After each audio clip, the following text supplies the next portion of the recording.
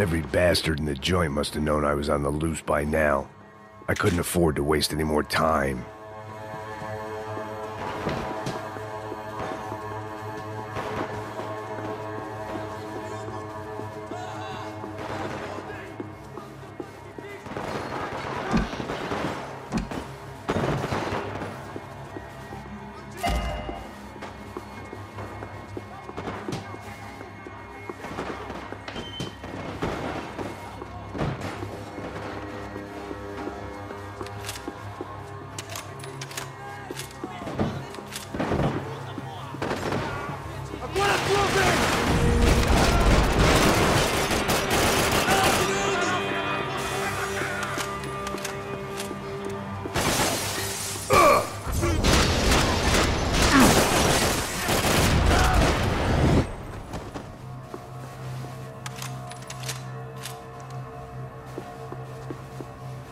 Police food, the same crap the world over.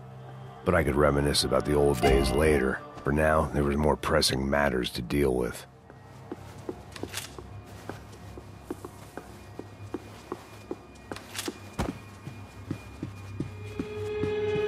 Becker's blood money from the good doctor. Serrano had canceled one side of that transaction. The other was on me.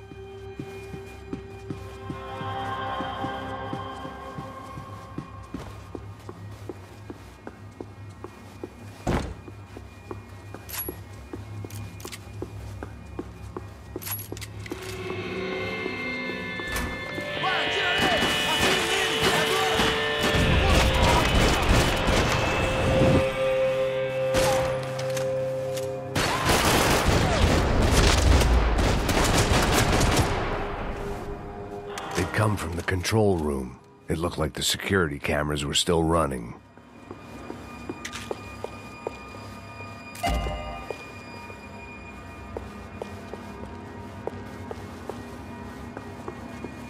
I figured I should check out the security monitors while I had the chance.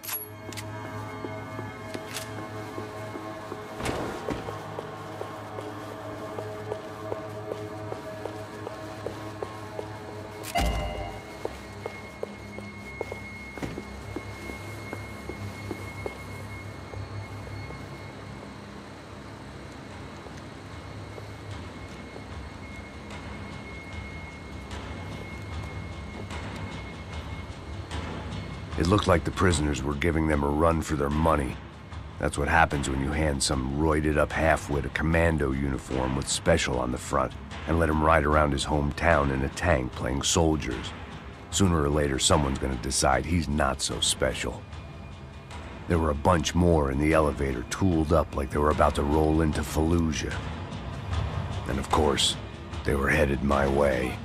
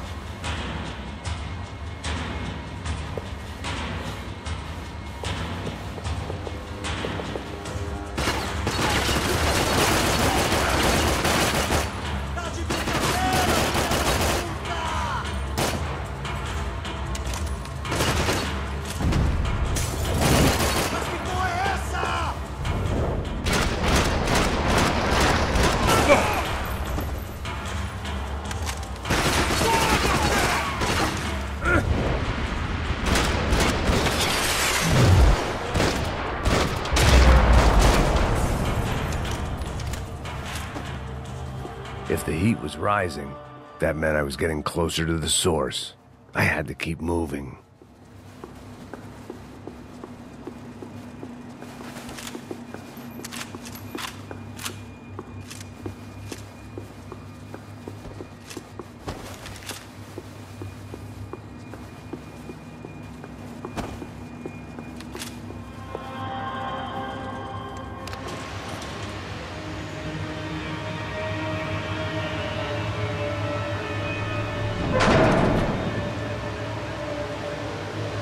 There was one thing I learned since being in Sao Paulo. It was that me and the local elevators were not a good mix.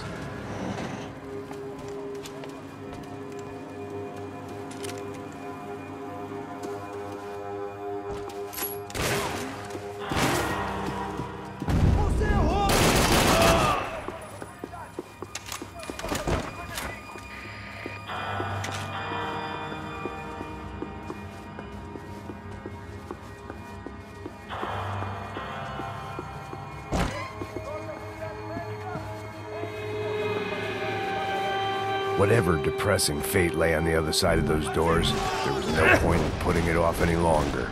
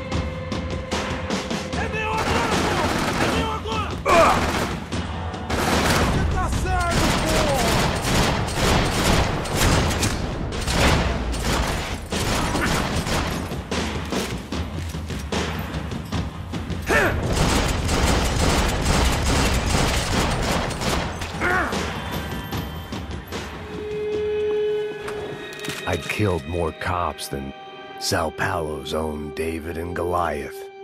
I'd pinned De Silva as a coward, but he'd risked more than anyone, and he'd never taken a bribe.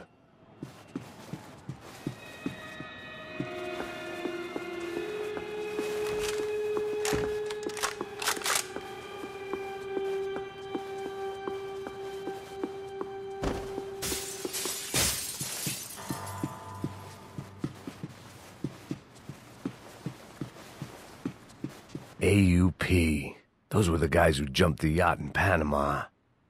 And what was this? Had the Brazilian cops tipped them off about the money? If I didn't hurry, Becker would be long gone.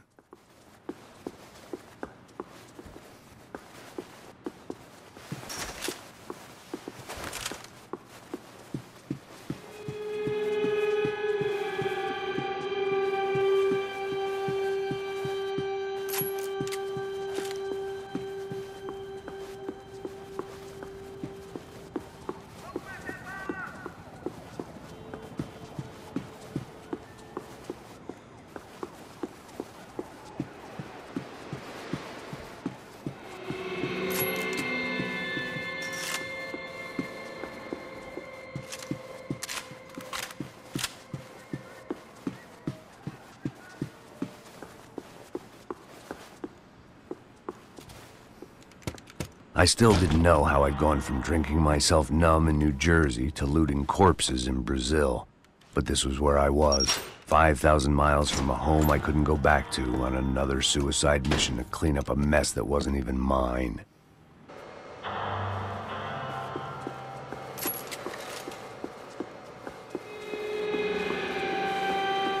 I'd spent my career dozing off in the briefing room. Now wasn't the time. The CS were all but out of business in Sao Paulo, and suddenly Becker and Victor looked like local heroes in the war on crime. They'd really gotten their money's worth outsourcing their problems onto me. My old pal Serrano. We'd both been unwitting clowns in this sorry circus. Part of me hoped he'd made it out of that hotel alive. I didn't recognize the guy. Maybe this was the new slum king De Silva had talked about. A throne never stays empty for long. Fame at last. It was no great surprise I'd made Ufe's most wanted list. I hadn't done much to improve the reputation of Americans abroad over the past few weeks, and there they were, my illustrious employers. 3 dead and still every chance I'd go 4 for 4. None of this was gonna look good on the resume. And I was in good company. Howell Passos, sent up north to find a washed-up gringo who'd act tough and play dumb. Boy, did he ever deliver.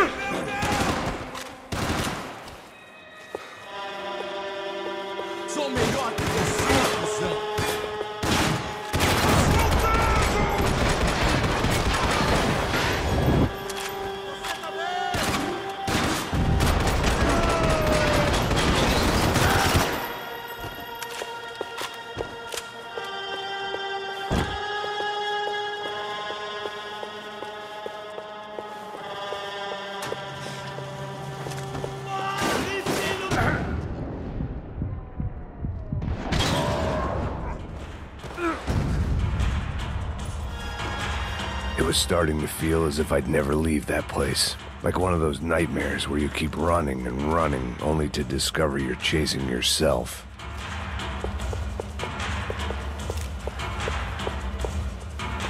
Nothing I was gonna find in there could make a difference now. I had all the evidence I needed.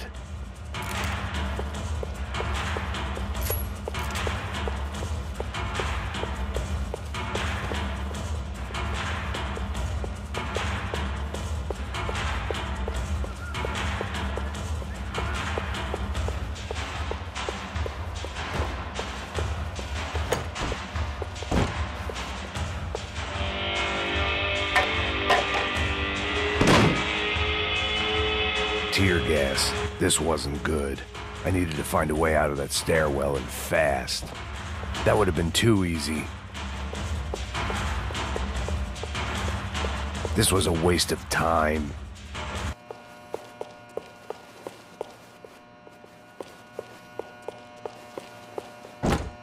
The doors were all locked. There had to be something else I wasn't seeing.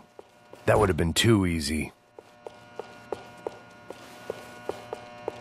If I didn't do something soon, I was going to be crying myself to a very long... My eyes and throat burned, but at least I could breathe. I was trying to work out what direction I was headed in when I discovered some more Brazilian architecture not designed for the American physique.